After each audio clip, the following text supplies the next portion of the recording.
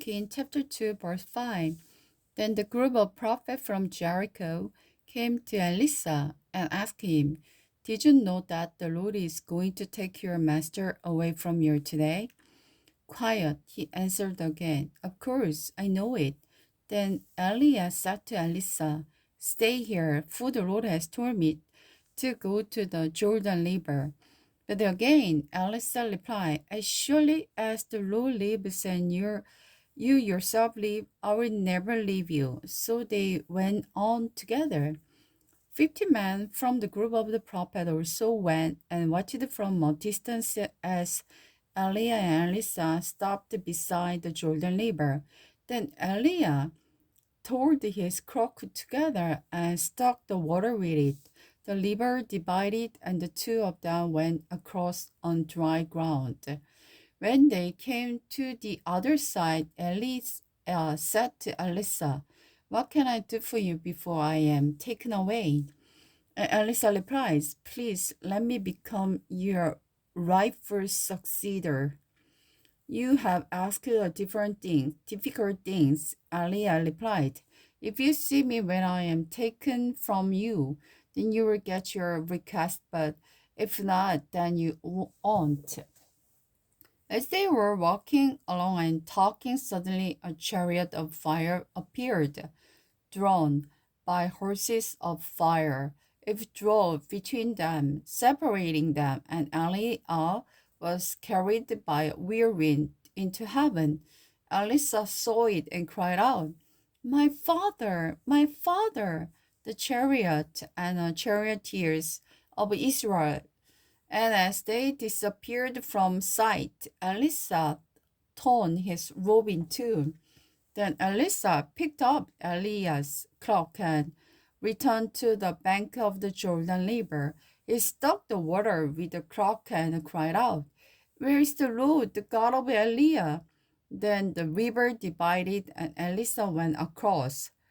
When the group of prophets from Jericho saw what happened, they exclaimed, "Elisha has become Elias' successor." And they went to meet him and bowed down before him. "Sir," they said, "just to say the word, and 50 of our strongest men will search the wilderness for you, master. Perhaps the Spirit of the Lord has left him on some mountain or in some valley." "No," Elisha said, "don't send them." But they kept urging him until he was embarrassed, and he finally said, "Arise, send them." So 50 men searched for 3 days but didn't find Eliah. Elisha was still at Jericho when they returned. "Didn't I tell you not to go?" he asked. Elisha's first miracle. Now the elder of the town of Jericho visited Elisha.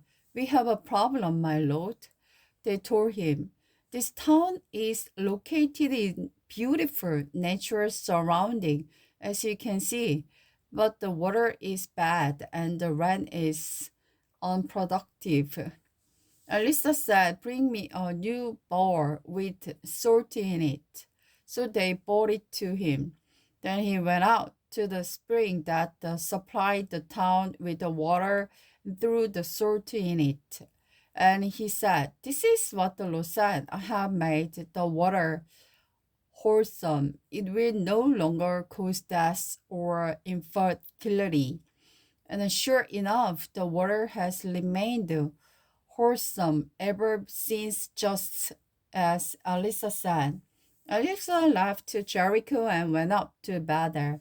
As he was walking along the road, a group of the boys from the town began mocking and making fun of him. "Go away, you bald head," they chanted. "Go away, you bald head." Elisha turned around and looked at them, and he cursed them in the name of the Lord. The two bears came out of the woods and murdered 42 of them. From there, Elisha went to Mount Carmel and finally returned to the Samaria, war between Israel and Moab. Ahab's son Joram began to rule over Israel in the 18th year of the king Jeroboam's reign in Judah. He reigned in Samaria 12 years. He did what was evil in the Lord's sight, but he was not as wicked as his father and mother. He at least tore down the sacred pillar of the bear that his father had set up. Nevertheless, he continued in the sin of the adultery that Jeroboam, son of the Nabat, had led the people of Israel to commit.